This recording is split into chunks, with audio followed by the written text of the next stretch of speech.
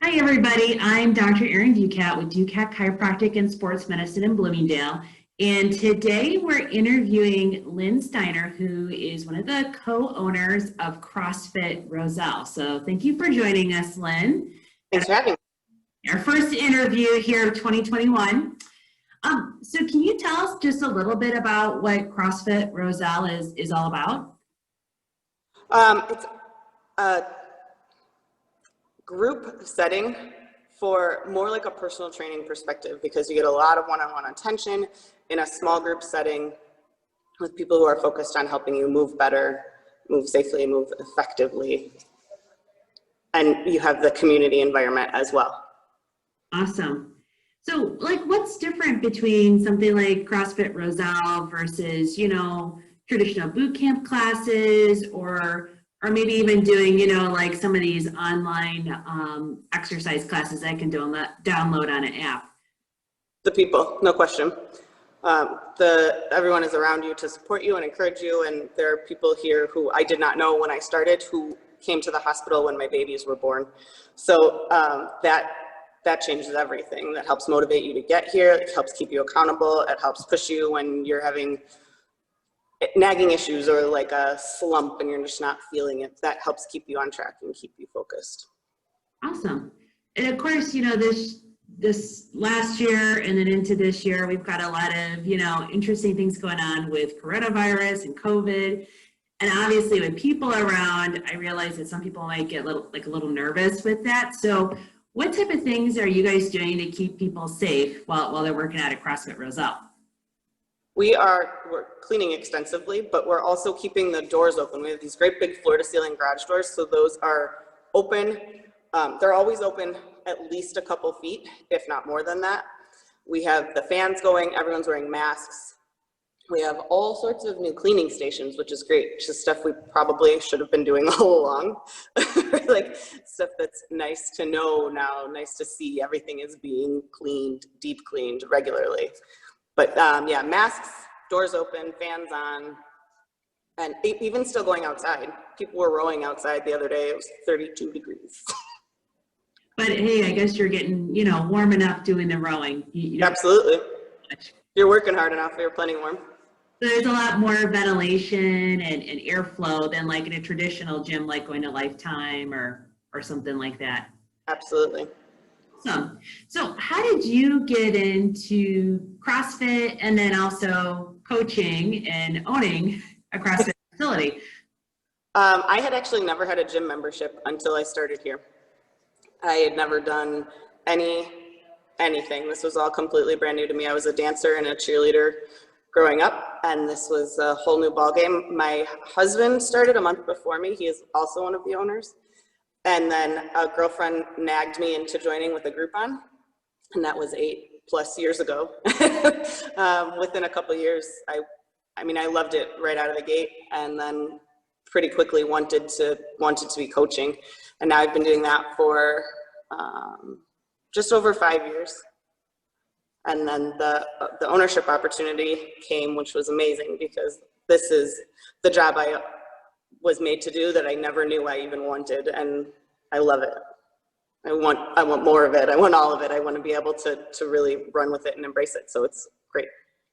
Now, do you still, participate with dance or, kind of use some of those old sports skills from pre-CrossFit? I can still do the splits. Impressive.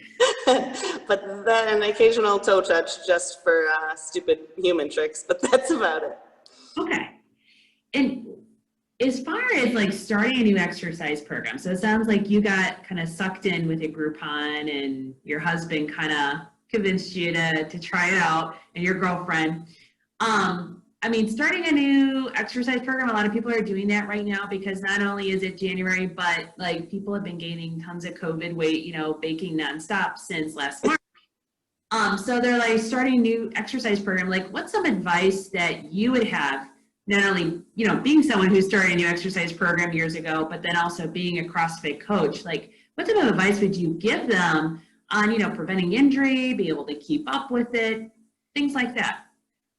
I think consistency is the first thing that I would say. Make sure you're coming regularly, because especially when you're starting, if you take a little time off, it's hard to get back in the rhythm. So you kind of need to, even if it's 2 days a week, you have to do it consistently for a while until it becomes a habit and until it becomes something that you just, that's part of your day, that's what you do. As far as safety and making sure you're preventing injury, for me, the foundational building block stuff is so critical. I'm a big nag about it here because I don't want people to get hurt. And I feel like that's where we do see some injuries pop up, or people who kind of, they were so excited to get to the sexy stuff that they kind of glossed over the gritty stuff. And so then you kind of have to really check your ego and dial it back to be able to scale down weight, scale down a movement, grab a band to start working on strict pull-ups, things like that, to make sure your muscles, your body can support the load you're putting on it safely without relying on crutches, things like weightlifting belts or things like that. So that's my key. And it's hard to do once you've already established, once you're used to like, I can back squat 200 pounds, no problem. And then all of a sudden it's like, but can you? Like, and then your ego is so powerful. It's hard to put that aside and step back. So I think it's really important to start there, be able to do strict pull-ups before you start working on things like kipping, be able to do a proper air squat before you add weight to it, things like that. And of course, all that's like music to the chiropractor's ears. We get to see what happens when you don't check your ego at the door and you just go for it. And all of a sudden you hear a pop and probably a word that you shouldn't hear uttered. So, you know, I know there's a lot of people out there that just heard you say 200-pound squat and they're like, oh my gosh, there is no way I could ever do something like that. That's ridiculous. You know, I haven't worked out since college and I'm in my 40s now, you know? So what are, like, is something like CrossFit Roselle, is that something that, you know, if I'm in my 40s and I haven't worked out since college, that I can do? Because I definitely can't squat 200 pounds right now. Like, how do you handle that type of situation, you know, as you're coaching? That's the best part of CrossFit, in my opinion. I mean, no, people are the best part. The next best part is that every single thing we do is scalable or modifiable or completely adaptable to wherever you're at in that moment. So if right now, if even just that air squat is too hard, then we can work on adding in some mobility drills to increase your range of motion, increase your movement, but work within that capacity at that stage to gradually build to eventually adding weight, adding more weight, things like that. And we get there over time. Awesome. You know, there's kind of like some of these rumors out there. One of the things that I hear as a chiropractor is, you know, oh, CrossFit, it just hurts people. You know, it's one of the most dangerous ways to exercise. What would you say about that? Ego hurts people. CrossFit doesn't hurt people. I think there's a risk with anything you do. Any activity, there's going to be an associated risk. Even if you are careful, things happen. But there are more risks, I think, to being inactive. And this helps, not only when you're here are we talking about what you're doing and how to keep active, but we also talk about, not all the time, but we do spend some time talking about how you're fueling your body and making sure that you're eating well and eating meals around your workouts appropriately and things like that. So it is a full picture that I think helps bring more wellness. And again, if you're moving safely and you've established a good foundation and all of those things are in place, then I don't see how it's any more dangerous than anything else. Gotcha. So like, what about those individuals that, you know, have been working out for a while? Maybe they've been doing, you know, like online programs or tapes, or maybe running, or maybe some weightlifting on their own or at a fitness facility. And they've just kind of stayed, you know, stagnant. You know, they've been in the same shape they've been in for 5 years, which is good. At least they're not like, you know, over time. But how would you recommend, kind of improving your performance, improving your fitness level if you've kind of been at one of those plateaus? In my experience, I feel like that answer is going back to your foundation and checking what your form is doing. Are you doing it appropriately? Is that why you can't add more weight, do things faster? Is it because you found a way to make it work? Your base strength was strong enough that you could move that weight. So you made big leaps in the beginning and now you're stuck.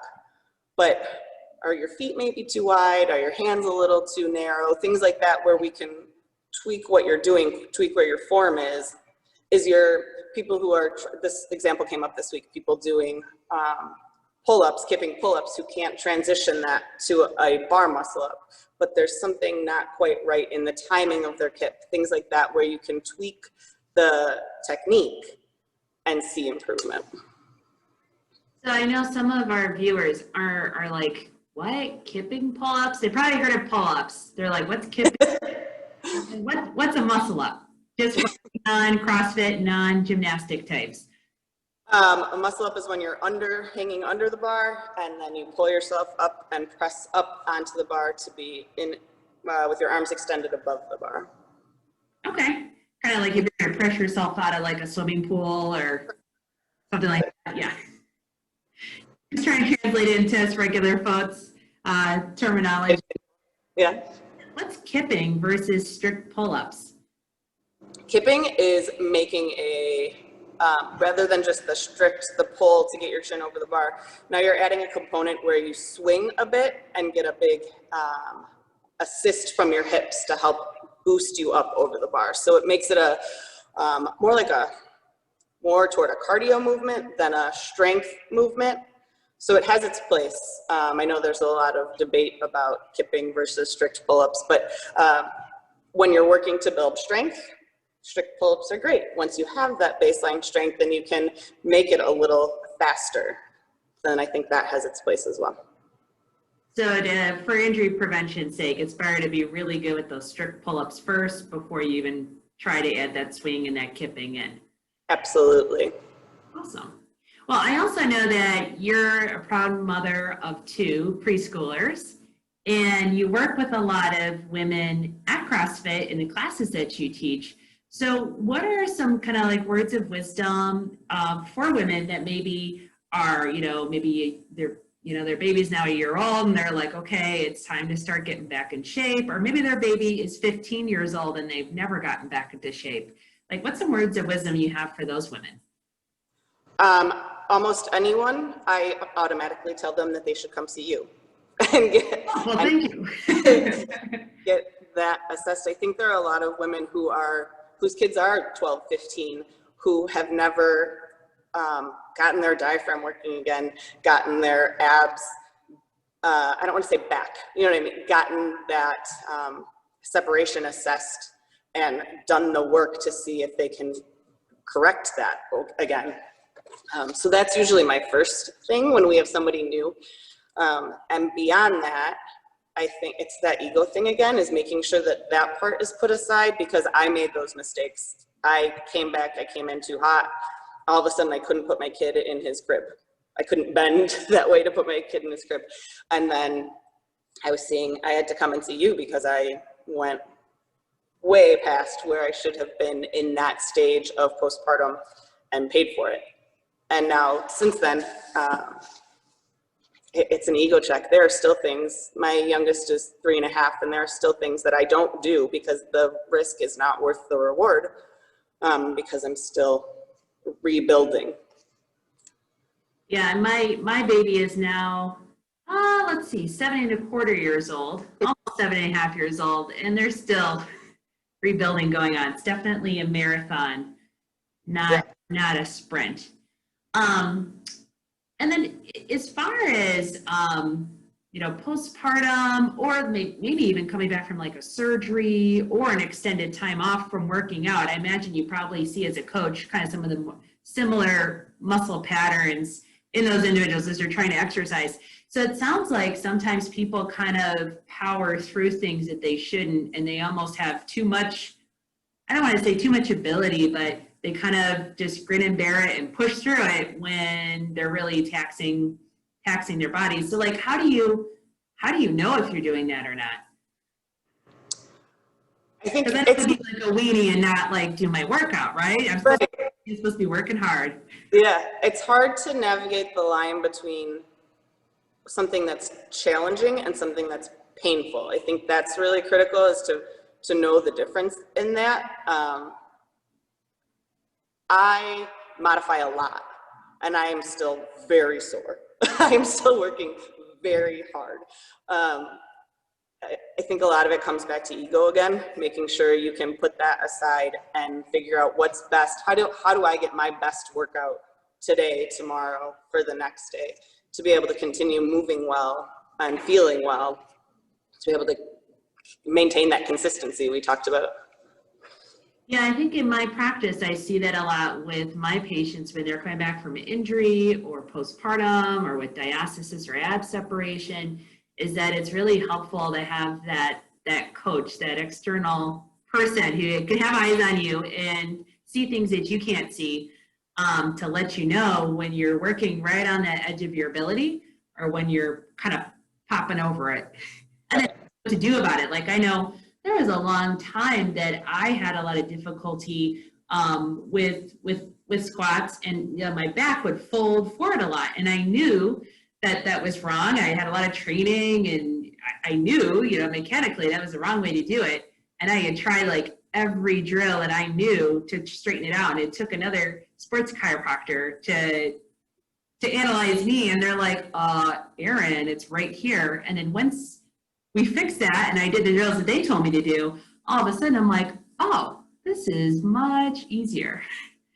So I think that's one of the benefits of having coaches like at CrossFit Roselle, helping you versus just, squatting in your basement, is that you do have someone to help you out with those regressions or those changes.